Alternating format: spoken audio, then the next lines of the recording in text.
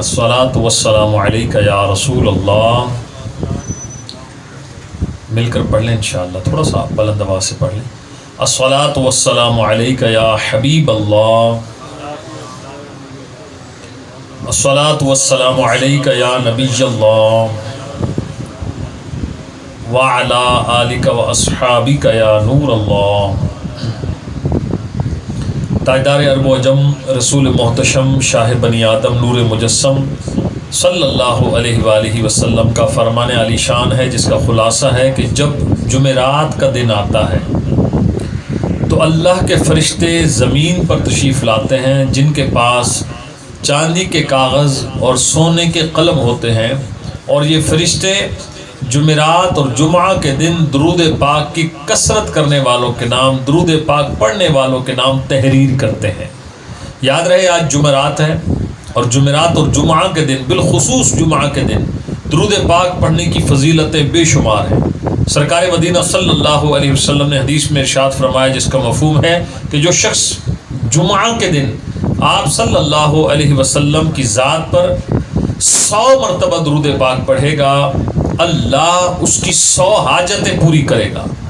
70 حاجتیں آخرت کی اور 30 حاجتیں اللہ اس کی دنیا کی پوری کرے گا. عاشقان رسول محترم محمد فرید صاحب کے اصالہ ثواب کے لیے چہلم میں آج ہم حاضر ہیں. اللہ پاک ان کے لواحقین کو، بھائیوں کو، بیٹوں کو، سب کو صبر عطا فرمائے، صبر پر اجر عطا فرمائے. عاشقان رسول، ایک بادشاہ تھا، اس نے اپنے دربار میں موجود ایک شخص کو جو کہ بڑا دانا تھا، اسے ایک رومال دیا اور کہا کہ جس دن تجھے کوئی نادان شخص ملے تو یہ رومال اس بیوقوف نادان کی جیب میں ڈال دینا.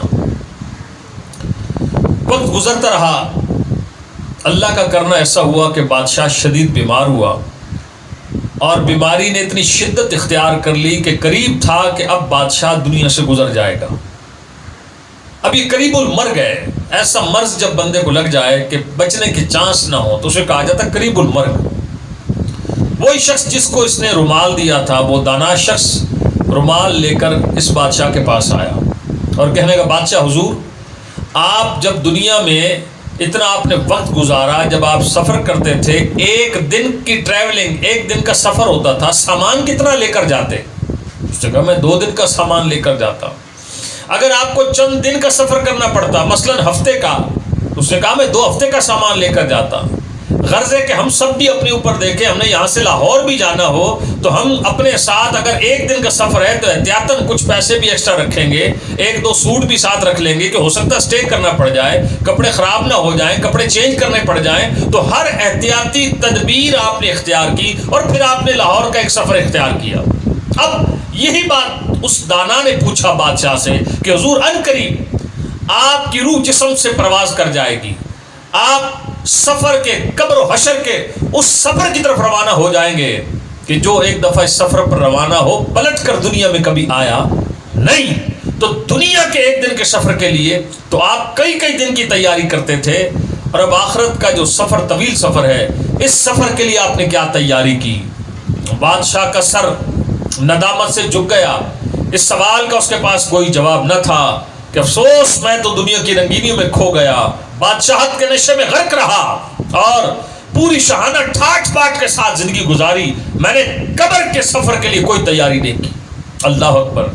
یہ جب بادشاہ نے جواب دیا تو اس شخص نے وہ رومال نکال کر بادشاہ کی جیب میں ڈال دیا اور کہا کہ بادشاہ حضور، آپ سے بڑھ کر نادان اور بیوقوف کون ہوگا کہ جو دنیا کے 1 دن کے سفر کے لیے تو 2 دن کا سامان لے کر جاتا تھا، لیکن جس نے آخرت کا طویل سفر کرنا ہے اس کے پاس سامان ہی کوئی نہیں. عاشقان رسول، تھوڑی دیر کے لیے میں اور آپ اپنے آپ کو بادشاہ کی جگہ رکھیں. آج کل اللہ ہم سب کو عافیت دے. دنیا سے جانا ہے، اس حقیقت سے کوئی انکار نہیں کر سکتا، لیکن کل مجھے دنیا سے جانا پڑے تو آج اس وقت میری کیفیت کیا ہے؟ میرے پاس کیا نماز پنجگانہ کی پابندی کا تحفہ ہے؟ تلاوت قرآن پاک کی سوغات ہے؟ میرے پاس والدین کی رضا ہے، میرے پاس رزق حلال کی برکتیں ہیں، میرے بہن بھائی مجھ سے راضی ہیں، میں ہمسایوں کے حقوق پورا کرنے والا ہوں، میرے پاس وہ اعمال کون سے ہیں کہ میں جب قبر میں جاؤں تو سرکار مدینہ صلی اللہ علیہ وسلم نے ارشاد فرمایا قبر جنت کے باغوں میں سے ایک باغ ہے، تو وہ باغ اسی کے لیے ہے جو رب کی رحمت سے نمازیں ساتھ لے کر جائے گا، روزے ساتھ لے کر جائے گا۔ تو ہم دیکھیں تو جو جواب بادشاہ کا تھا شاید ہم میں سے بڑی اکثریت کا جواب وہی ہوگا کہ کل موت آ جائے، آج ہمارے پاس قبر کی تیاری کا کوئی سامان نہیں۔ اور جو جوان ہے اسے شیطان نے لمبی امید ڈال رکھی ہے، ابھی تو آپ 17-18 سال کے ہیں، ابھی جناب بڑی زندگی کی منزلیں ہیں، اسٹڈی کمپلیٹ ہوگی، کچھ بزنس شروع کریں گے، پھر اچھی سی جگہ بہترین فیملی میں جناب انشاءاللہ عز و جل نکاح کا پیغام بھیجیں گے، شادی ہوگی، پھر جناب بال بچے ہوں گے، عالی شان قسم کا گھر ہوگا، لانگ لائف اللہ مجھے عطا فرمائے گا۔ آخر میں جا کر دیکھیں گے جبکہ جگہ جی لگانے کی دنیا نہیں ہے، یہ عبرت کی جا ہے تماشا نہیں ہے۔ ملے خاک میں اہل شاہ کیسے کیسے، مکی ہو گئے لامکاں کیسے کیسے، ہوئے نامور بے نشان کیسے کیسے، زمین کھا گئی نوجوان کیسے کیسے۔ تو میرے بھائی آج محترم فرید صاحب کے لیے ہم جمع ہوئے ہیں، اللہ عافیت دے، کل لوگ ہمارے لیے بھی جمع ہوں گے، ہم نے بھی دنیا سے جانا ہے۔ تو اصل بات یہ ہے جانے والا چلا گیا۔ ایک روایت میں عرض کیا کرتا ہوں کہ جب کسی گھر میں ڈیتھ ہو جاتی ہے، بیوی بچے بہن بھائی روتے ہیں، بیوی روتی ہے شوہر چلا گیا، بیٹے بیٹیاں روتے ہیں والد صاحب چلے گئے، بھائی روتے ہیں ہمارا بھائی چلا گیا۔ حضرت عزرائیل اس گھر کے دروازے پر آتے ہیں اور آ کر ان بیٹھنے والوں سے مخاطب ہو کر کہتے ہیں، حضرت عزرائیل علیہ السلام اس گھر کے دروازے پر آتے ہیں اور میت پر رونے والوں سے مخاطب ہو کر پتہ کیا کہتے ہیں؟ اے میت پر رونے والوں، میں نے تمہارے ساتھ کوئی برا نہیں کیا، میں نے وہ کیا جس کا حکم مجھے اللہ نے دیا، اور مجھے اس گھر میں آنا ہے، بار بار آنا ہے، تم میں سے ایک ایک کی روح قبض کر کے مجھے اسے لے جانا ہے۔ لہٰذا فرمایا اسرائیل علیہ السلام کی یہ صدا، یہ فرمان میت پر رونے والے سن لیں تو وہ میت کو چھوڑ کر اپنی حالت پر رونا شروع کر دیں۔ تو میرے بھائی جو جانے والا تھا وہ گزر گیا، یقیناً اس کا صدمہ، اس کا افسوس وہ اپنی جگہ، میری طرف توجہ رکھیے، اس کا صدمہ، اس کا افسوس اپنی جگہ، لیکن یہ جو ہم آخرت کی فکر کی بات کر رہے ہیں آپ اسے معمولی نہ سمجھیں۔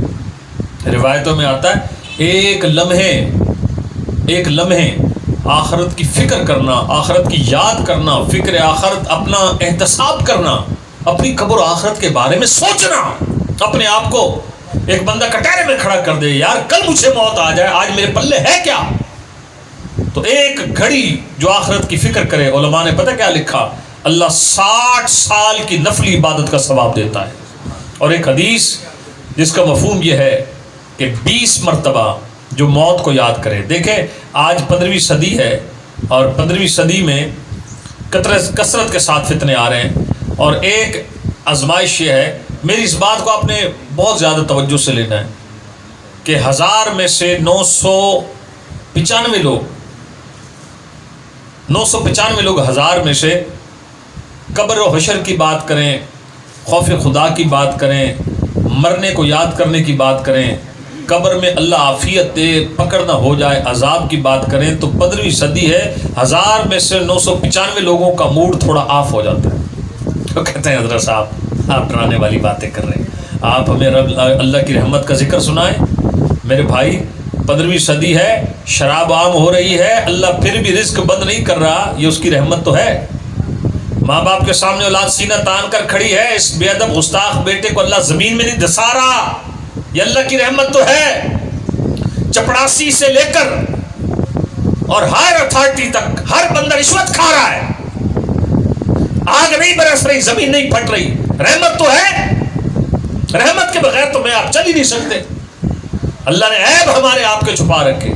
اور یاد رکھیے گا یہ چہلم، یہ جو اللہ رسول کی بات سنا رہا ہوں، یہ بھی اس کی رحمت ہے، اس کی رحمت نے سبب بنایا آج ہم چہلم میں آئے، یہاں پر ایک دعوت اسلامی کی طرف سے ایک ہمیں پیغام ملا، موقع ملا بیان کا، آخرت کی فکر دلائی جا رہی ہے۔ اللہ پاک اپنی رحمت سے، اس کی رحمت سے ہمیں جھنجھوڑا جا رہا ہے کہ کل آنکھ بند ہوئی قبر میں کیا لے کر جائیں گے۔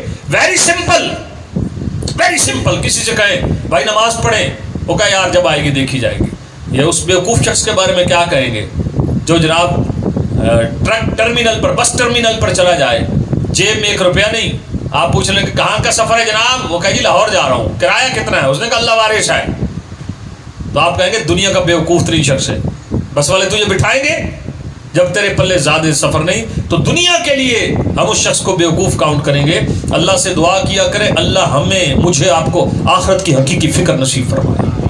اور فکر آخرت کرنے والوں کی ایک مثال بار بار میں دیا کرتا ہوں. حضور سیدنا شیخ عبد القادر جیلانی رحمت اللہ علیہ کون ہیں؟ 11ویں شریف والے پیر بھی آپ کو کہا جاتا ہے. حسنی حسینی سید ہیں، نجیب الطرفین ہیں، دونوں طرف سے سادات میں سے ہیں، مادرزاد ولی ہیں. 91 برس آپ کی عمر مبارک ہے. 40 برس ایسے بھی گزرے عشاء کے وضو سے فجر کی نماز ادا کی. بعض لوگ عقل کے پیمانوں سے ان چیزوں کو ناپتے ہیں، وہ کہتے ہیں یہ کیسے پاسبل ہے. تو میں کرامت تو اگرچہ ایک الگ چیز ہے، میں لاجیکلی ایک آپ کو بات سمجھاؤں. یہ ڈیوائس ہے نا، اس کا نیگیٹو استعمال کریں. اور نوجوانوں کو دیکھا نہیں بابلے ہوئے کھڑے ہیں، گھر والے اندر ہے، یہ باہر پتہ نہیں 11 بجے کیا کرتا پھر رہا ہے. 1 گھنٹہ ہی ہو گیا، امی آواز دے رہی ہے. کون سی بھائی ایسی خفیہ میٹنگ ہے جو گھر والوں سے الگ بار ہو رہی ہے؟ اب جناب لگا ہوا ہے ایک ڈیوائس میں پڑا، بالفرض گناہوں میں جا پڑا، مس یوز کر رہا ہے. فیس بک پہ کوئی بھی حیائی میں لگا ہوا ہے، یوٹیوب کا غلط استعمال کر رہا ہے. پتہ لگا جناب کہ رات گزر گئی، احساس ہی نہیں، وہ اذان ہو گئی.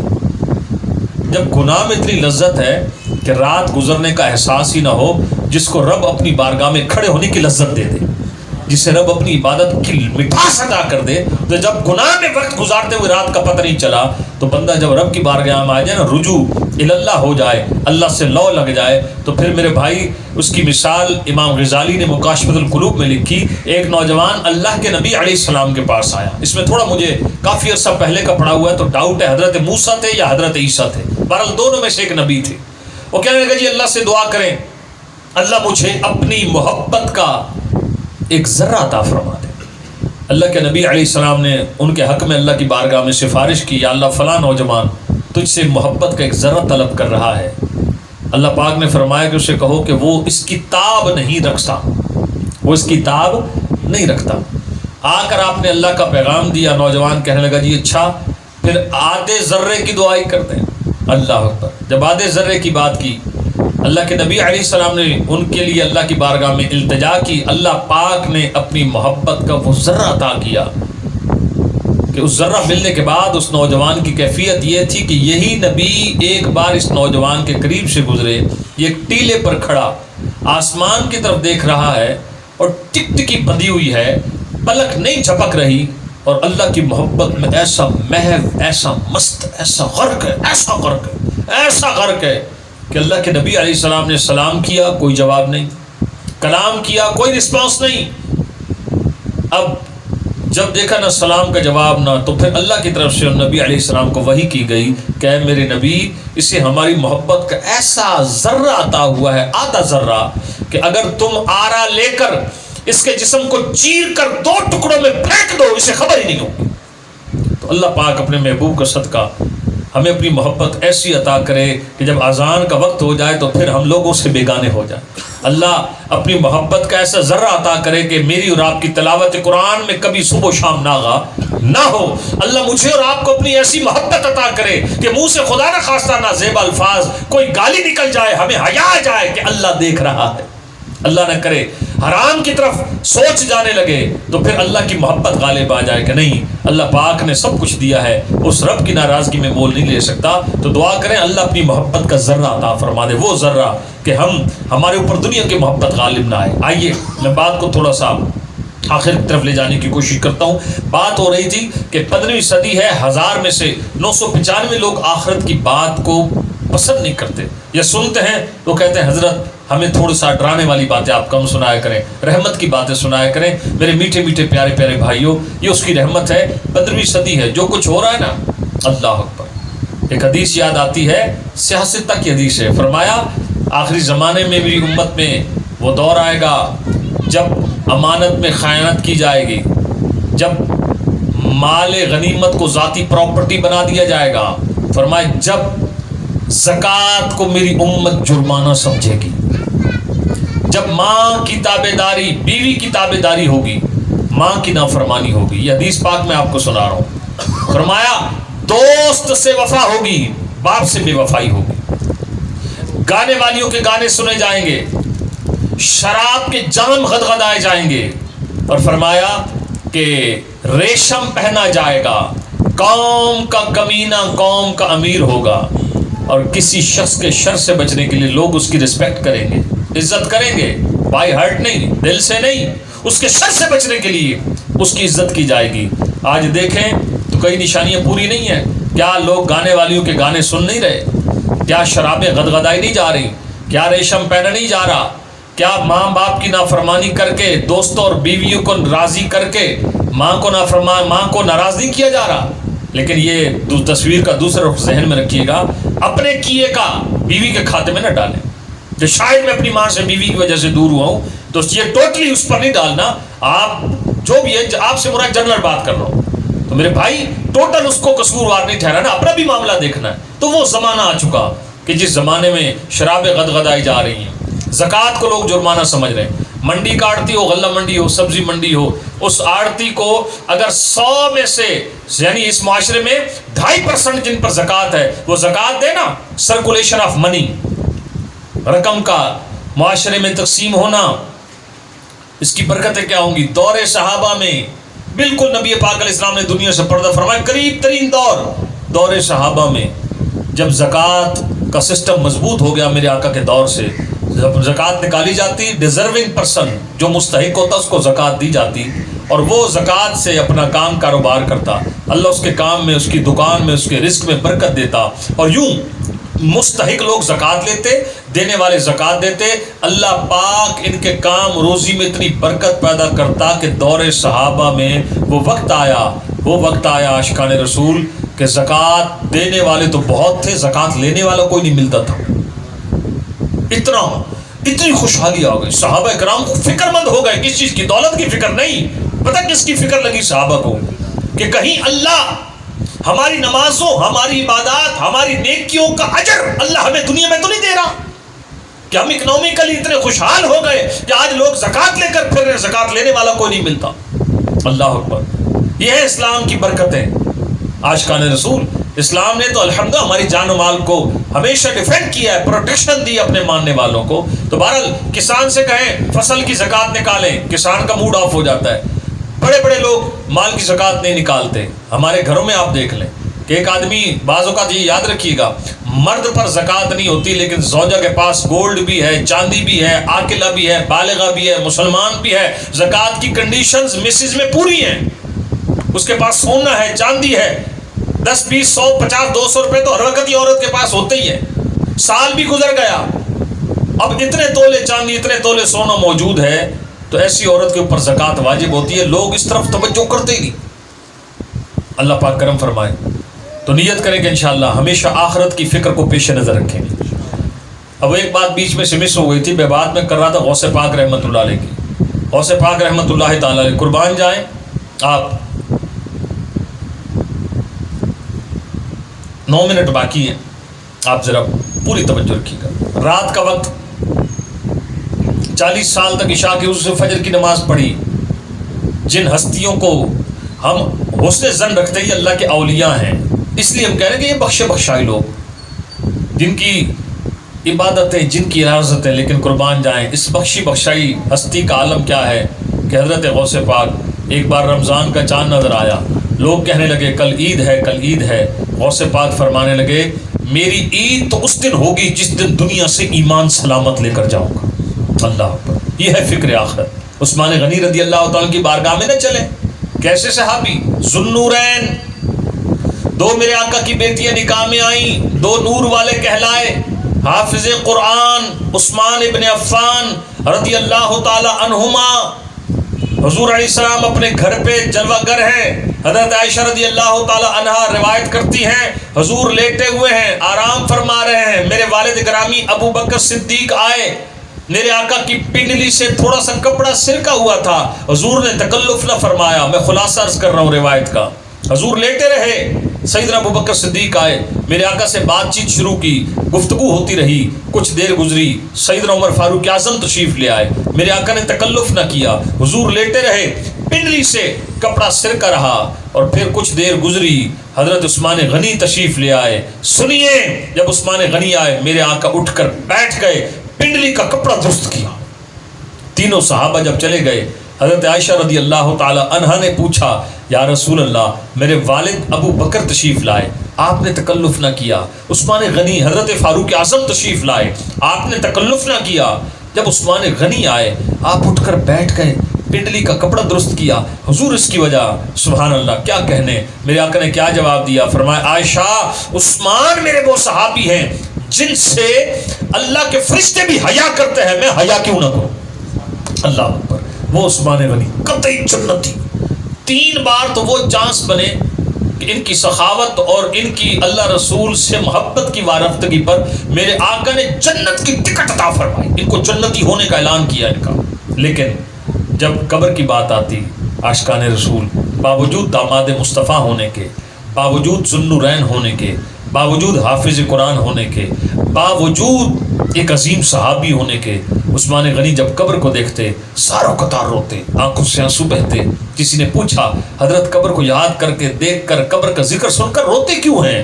جہنم کا ذکر سن کر آپ خوفزدہ ہو جاتے ہیں, قبر کی بات آتی ہے آپ کی آنکھوں سے آنسو جاری ہو جاتے ہیں. عثمان غنی باوجود جنتی ہونے کے کیا ارشاد فرمایا, فرمایا میرے بھائیوں جب میری ڈیتھ ہو جائے گی, میری موت ہو جائے گی, میری موت کے بعد پہلی منزل قبر ہے.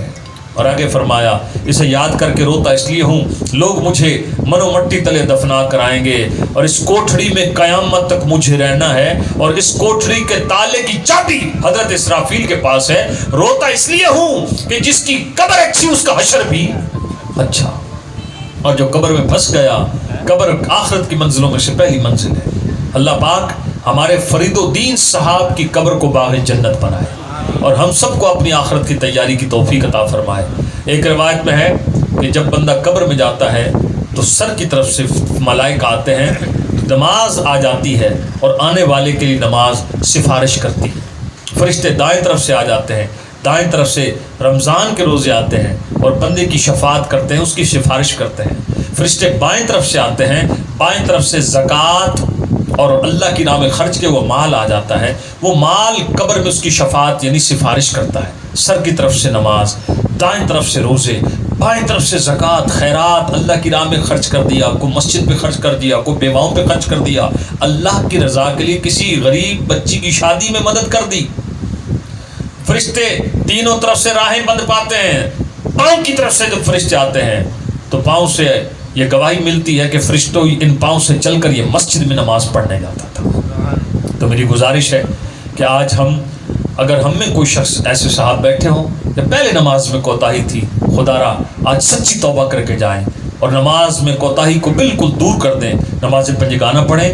ماں ناراض ہے اسے راضی کیجیے, باپ ناراض ہیں انہیں راضی کیجیے. کبھی بھی رزق حرام کے قریب نہ بھٹکیے, رشوت سے دور رہیے, سود سے دور رہیے, کسی کا حق نہ کھائیے. اور اگر والد فوت ہو گئے ہوں اور والد کے فوت ہونے کے بعد جب بات آئی پراپرٹی کی, بہنوں کے حصوں کی بات آئی, تو بڑے بڑے نیک اور جن کے کریکٹر بڑے اچھے ہوتے ہیں, جن کی ڈیل بڑی اچھی ہوتی ہے, جن کی زبان بڑی اچھی ہوتی ہے, جو وعدے کی بڑی پاسداری کرتے ہیں, جو غریبوں کا بڑا خیال رکھتے ہیں, جو لوگوں میں لنگر بھی بانٹتے ہیں, لیکن بڑے بڑے لوگ آ کے پھنس جاتے ہیں. جب حساب ہوتا ہے کہ ابا جی فوت ہوئے تھے تو کمرشل پراپرٹی تو بھائی نے بانٹ لی, بہنوں کو بھی کچھ دیا یا نہیں, تو بہنیں محروم رہ گئیں. آج وہ بھائی صاحب جو بہنوں کا حصہ کھا کر گئے ان کی بھی روح نکلی, انہیں بھی کوڑے لٹھے کا کفن پہنایا گیا. اور جب جنازے کی چارپائی میں آئے تو اعلان میں بھی کرتا ہوں, لوگ کہتے ہیں جی اعلان کر دیں, ہمارے ابو سے کسی نے کچھ لینا ہو تو ہم حاضر ہیں. تو ابا جی آج دنیا سے چلے گئے. ابا جی نے کسی کا کچھ نہیں دینا, بڑے اچھے آدمی تھے, رمضان میں اعتکاف کرتے تھے, روزے رکھتے تھے, تراویح پڑھتے تھے, زکوٰۃ دیتے تھے, قربانی پر عید قربان بھی کرتے تھے, سب کچھ تھا, کسی کا کوئی لینا دینا نہیں. ہاں ابا جی کے گلے میں بہنوں کے بہت سارے حقوق ہیں. وہ بہنوں کا 3-4 بھائیوں نے جو مل کر مقصد ہے کہ کنڈا کر دیا تھا, بہنوں کو 1 روپیہ نہیں دیا. اور کوئی کائنڈلی میری بات کو پازیٹیو لیجیے گا, یہ ہمارے معاشرے کا کامن ایشو ہے. بعض لوگ سمجھتے ہیں کہ شاید ان کو کسی نے کہا ہے, یہ ہر دوسرے گھر میں یہ کہانی. ابا جی فوت ہو جائے, 999 لوگ 1000 میں سے یا 998 کر لیجیے, چلے 2 لوگ ہی ہوں گے جو دیانتداری سے وراثت تقسیم ہو تو پورا بہنوں کا حصہ دیتے ہو. 2 لوگ ہوں گے 1000 میں سے 998 بشمول کئی لوگ مذہبی وضاقتہ کے ہوتے ہیں، مذہبی گیٹ اپ ہوتا ہے، لیکن جب بہنوں کی باری آتی ہے وہ محروم کر دیتے ہیں۔ تو آج اعلان تو ہوا، ہمارے ابا سے کچھ لینا ہو تو ہم حاضر ہیں، لوگ تو نہیں آئے لیکن بہنیں تھوڑی تقاضا کریں گی، لیکن بہنوں کے دیندار تو ہیں۔ اللہ سے دعا کیجیے اور آمین بھی کہیے، اللہ اپنے سوا مجھے اور آپ کو کسی کا محتاج نہ کرے۔ اللہ کرے جب ہم جائیں دنیا سے ہم کسی کے دیندار نہ ہوں۔ ایک بالشت کسی کی زمین پہ جو قبضہ کرے نا، ایک بالشت، تو نبی پاک صلی اللہ علیہ وسلم نے فرمایا اللہ اس کے گلے میں 7 زمینوں کا توق ڈالے گا۔ اور آپ نے مجھ سے اگر کئی جگہ بعض بیٹھے ہوئے چہرے، کئی جگہ میں بیان کے لیے حاضر ہوتا ہوں، ملتے ہیں وہ، یہ روایت تو میں ہر جگہ تقریباً بیان کرتا ہوں، بخاری شریف کی حدیث ہے۔ فرمایا شہید جو اللہ کی راہ میں شہید کیا گیا اس کے تمام گناہ بخش دیے جاتے ہیں، لیکن شہید جب تک قرض لینے والا معاف نہیں کرے گا، اگر شہید نے قرض دینا ہے تو شہید کا چھٹکارا نہیں۔